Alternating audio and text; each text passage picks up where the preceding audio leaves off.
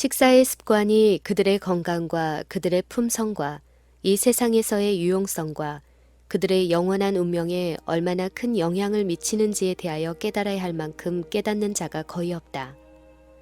식욕은 항상 도덕적, 지적 능력의 지배 아래 있어야 한다. 육체는 마음의 종이 되어야 하며 마음이 육체의 종이 되어서는 안 된다. 마노아에게 하신 하나님의 약속은 정한 때에 성취되어서 아들을 낳고 그 이름을 삼손이라 불렀다. 그 소년이 성장할 때에 그는 비상한 체력을 가졌음이 판명되었다. 그러나 이 체력은 삼손과 그 부모가 잘 아는 바와 같이 그의 튼튼한 근육에 의한 것이 아니요 그의 깎지 않은 머리가 상징하는 바와 같이 나실인으로서의 조건에 의한 것이었다. 만일 삼손이 그의 부모처럼 하나님의 명령에 충실히 순종하였더라면 그의 운명은 보다 더 고상하고 행복하였을 것이다. 그러나 우상 숭배자들과 교제함으로 그는 타락하였다. 소알촌이 블레셋 나라에 가까이 있었으므로 삼손은 그들과 다정하게 어울리게 되었다. 그리하여 그 젊은 시절에 정교에 싹이 터서 그 영향은 그의 전 생애를 어둡게 하였다. 딥나라고 불리는 블레셋인의 마을에 사는 한 젊은 여인이 삼손의 애정을 사로잡았다. 그리하여 삼손은 그 여자를 아내로 삼고자 하였다. 하나님을 경외하는 그의 부모가 삼손의 목적을 단념시키려고 노력하자 삼손은 부모에게 다만 내가 그 여자를 좋아한다고 대답할 뿐이었다. 그 부모는 마침내 그 소원을 허락하여 결혼식을 거행하였다. 삼손은 성년이 된 바로 그때 곧 하나님께서 주신 그의 사명을 수행해야 할 때, 다시 말하면 다른 모든 사람들보다 그가 하나님께 충실해야 할 그때에 이스라엘의 원수들과 결합하였다. 삼손은 자기가 선택한 상대와 결합함으로 하나님을 보다 더 영화롭게 할 수 있을 것인지, 그렇지 않으면 그의 생애를 통해 성취해야 할 목적을 이룰 수 없는 처지에 자신을 두게 되는 것이 아닌지를 물어보지 않았다. 먼저 하나님을 영화롭게 하려고 노력하는 모든 사람들에게 하나님께서 지혜를 약속하셨으나 자신을 기쁘게 하려 하는 자들에게는 아무런 약속이 없다. 삼손과 같은 길을 추구하는 사람이 얼마나 많은가. 남편이나 아내를 선택하는 데 있어서 기호의 지배를 받아 신자와 불신자 사이에 얼마나 자주 결혼이 이루어지고 있는가. 상대방들은 하나님의 권고를 듣지 않을 뿐더러 하나님께 영광 돌릴 마음도 갖고 있지 않다. 그리스도교는 결혼 관계에 지배적인 가마를 끼쳐야 한다. 그러나 결합을 주도하는 결혼의 동기가 그리스도인 원칙들을 지키지 않은 경우가 너무나 많다. 사단은 하나님의 백성을 유혹하여 자신의 부하들과 연합하게 하므로 그들에 대한 자기의 세력을 강화시키려고 끊임없이 노력하고 있다. 그리고 그는 이 일을 성취하기 위하여 심중에 성화되지 않은 정욕을 일으키려고 노력한다. 그러나 여호와께서 당신의 백성으로 하여금 당신의 사랑을 알지 못하는 자로 더불어 연합하지 않도록 분명한 교훈을 주셨다. 그리스도와 벨리알이 어찌 조화되며 믿는 자와 믿지 않는 자가 어찌 상관하며 하나님의 성전과 우상이 어찌 일치가 되리요. 삼손은 그의 결혼잔치에서 이스라엘의 하나님을 미워하는 자들로 더불어 친밀히 교제하게 되었다. 이와 같은 교제에 스스로 들어가는 자들은 누구나 어느 정도 그 동료들의 습관과 풍습을 따라 행해야 한다고 느낄 것이다. 이와 같이 소비된 시간은 낭비라고 하기보다는 악용이라고 할 수 있다. 원칙의 성체를 무너뜨리고 영혼의 요새를 약하게 하는 사상이 받아들여지고 그런 대화가 교환된다. 삼손이 하나님의 명령을 어기면서까지 얻으려고 했던 아내는 결혼 잔치가 채 끝나기도 전에 그의 남편을 배반한 사실이 밝혀졌다. 그 여자의 불성실을 보고 분노한 삼손은 당분간 그 여자를 버리고 홀로 소라에 있는 그의 집으로 돌아갔다.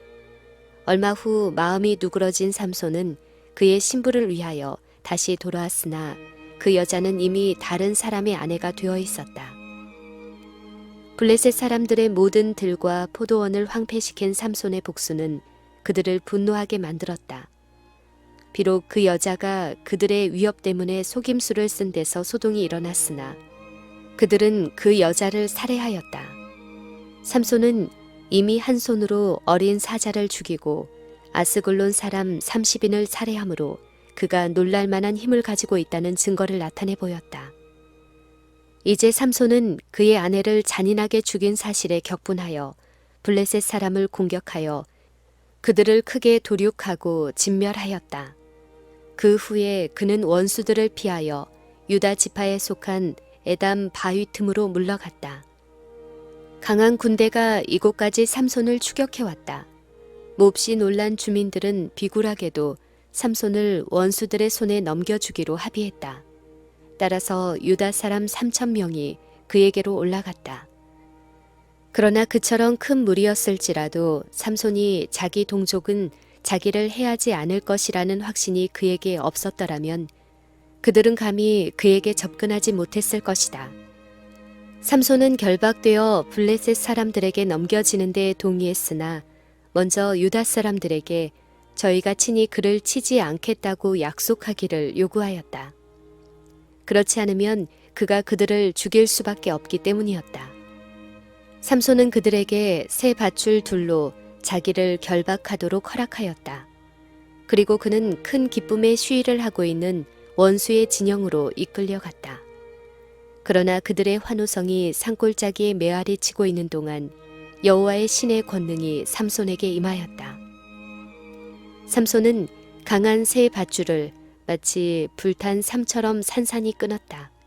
그리고 맨 처음에 손에 잡은 무기는 나귀의 턱뼈에 지나지 않았으나 그것은 칼이나 창보다 더 유효하게 사용하여 블레셋인들을 진멸하였다.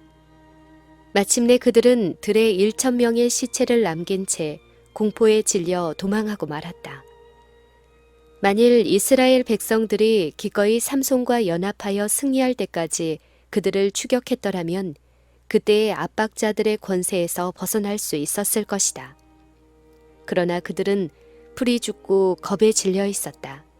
그들은 하나님께서 이방인을 쫓아내도록 명하신 사업을 등한히 하였으며 그들의 부패한 행위에 가담하고 그들의 잔인성을 용납하였고 그들 자신에게 직접 해가 오지 않는 한 그들의 비행을 옹호하기까지 하였다. 그들은 압박자의 권세 아래 들어갔을 때에 저희가 하나님께만 순종했더라면 능히 피할 수 있었을 타락에 나약하게 굴복하였다. 여호와께서 구원자를 일으키셨을 때에도 그들은 가끔 그들의 구원자를 버리고 원수들과 연합하려 하였다. 이스라엘 사람들은 삼손이 승리를 얻은 후에 그를 사사로 삼았고 그는 20년 동안 이스라엘을 통치하였다. 그러나 한 번의 그릇된 발걸음은 또 다른 그릇된 길을 준비하였다.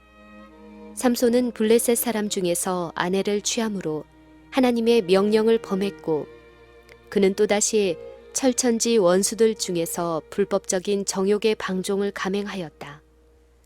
블레셋인들에게 그와 같은 공포심을 일으킨 자기의 큰 힘을 의지하고 삼손은 담대히 가사로 가서 그곳에 한 기녀를 찾았다. 그 성읍 거민들은 그가 온 줄을 알고 어떻게든지 복수를 하고자 하였다.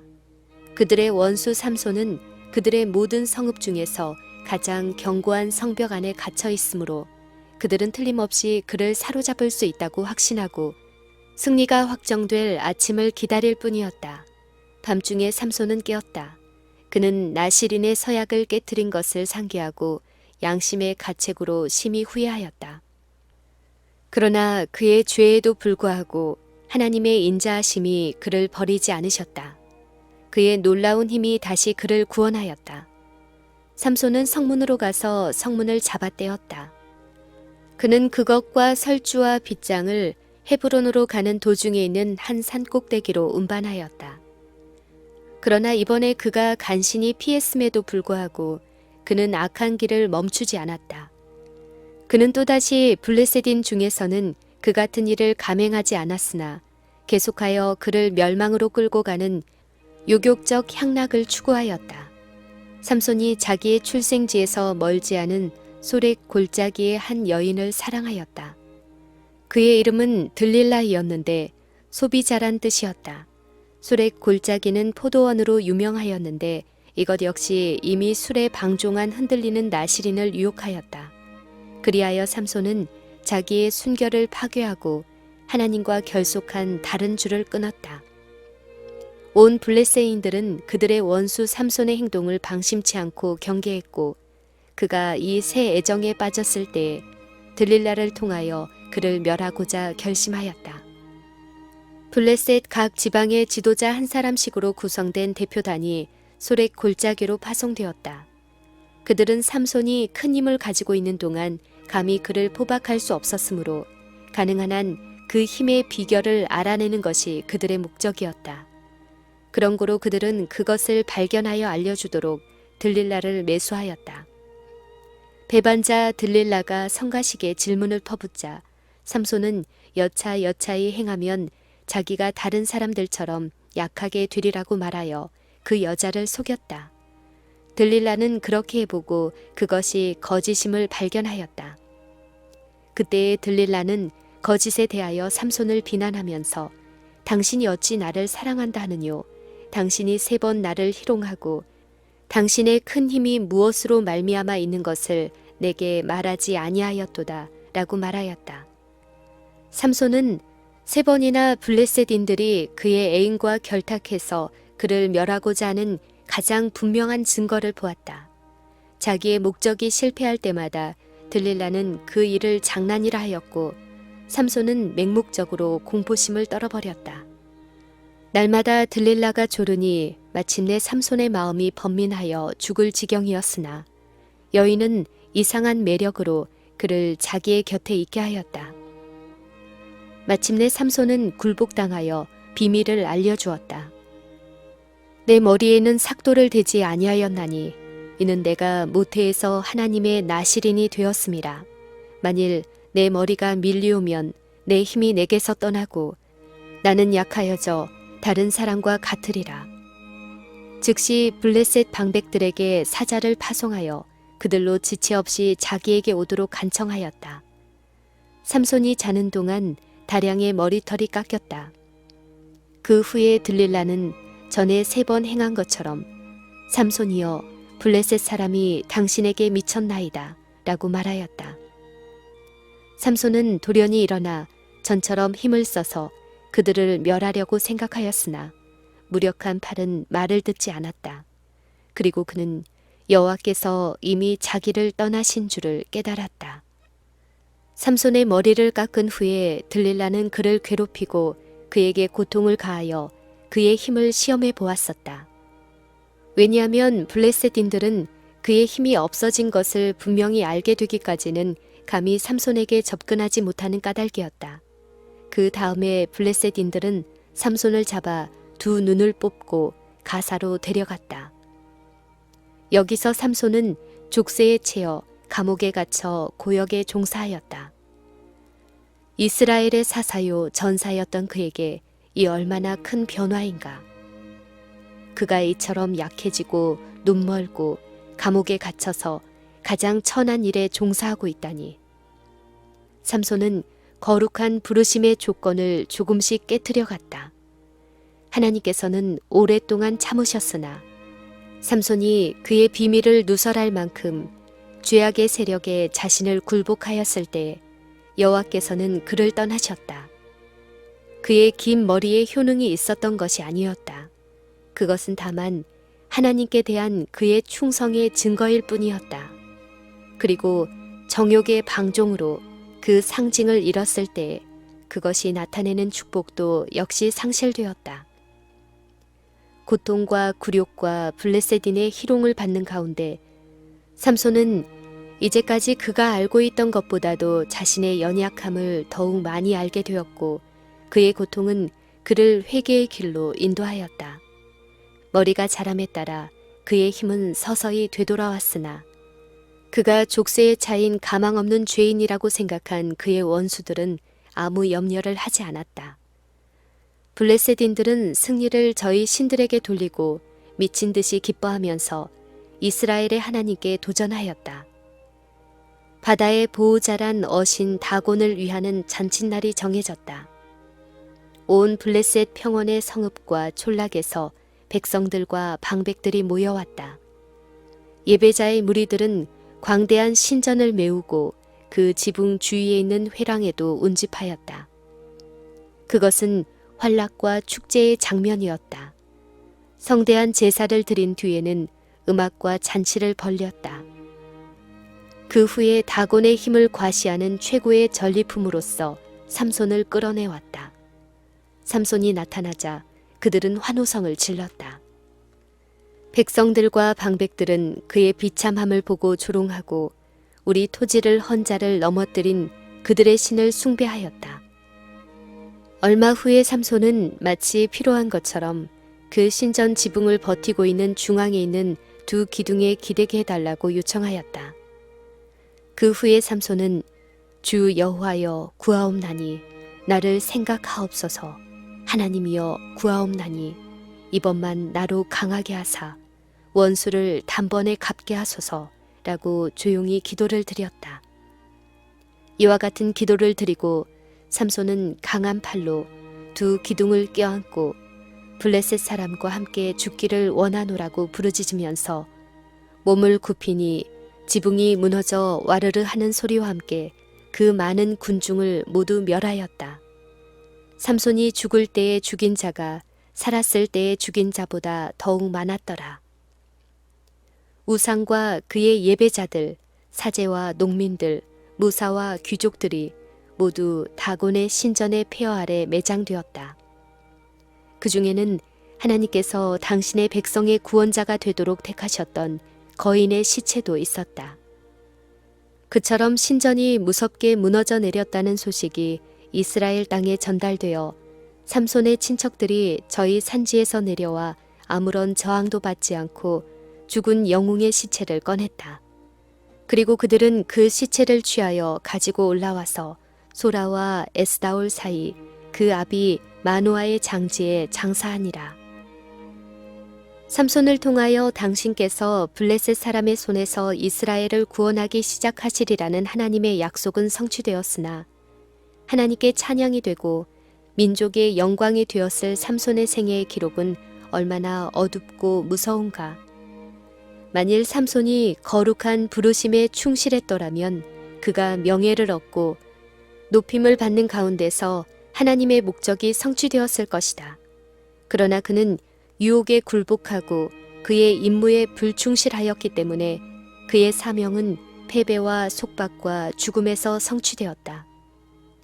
삼손은 육체적으로 이 세상에서 가장 강한 사람이었으나 자제와 성실과 확고부동함에 있어서는 가장 약한 자 중에 한 사람이었다. 강한 정욕의 소유자를 강한 인물로 오해하는 자들이 많으나 사실은 정욕의 지배를 받는 자는 약한 사람이다. 인간의 참 위대함은 그가 감정을 지배한 힘으로 측정되는 것이지 그를 지배하는 감정의 힘으로 측정되는 것은 아니다.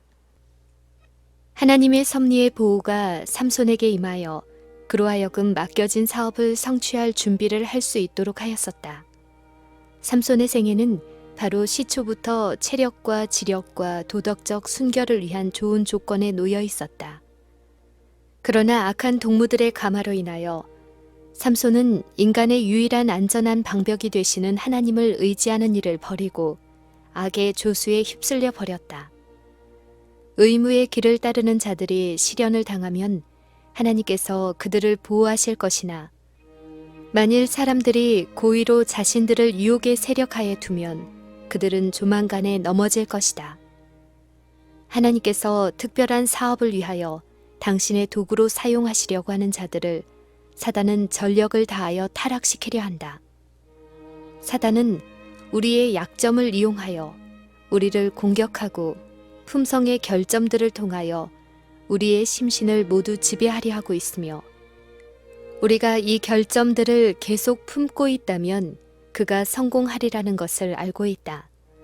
그러나 아무도 패배할 필요가 없다. 인간은 자신의 연약한 노력으로 악의 세력을 정복하도록 홀로 버려둔 바 되지 않았다. 도움은 가까이 있으며 참으로 도움을 갈망하는 모든 영혼에게 도움이 주어질 것이다. 야곱이 계시 가운데 본 사다리를 오르락 내리락 하던 하나님의 천사가 원하는 모든 영혼을 도와 가장 높은 하늘에까지 오르게 할 것이다.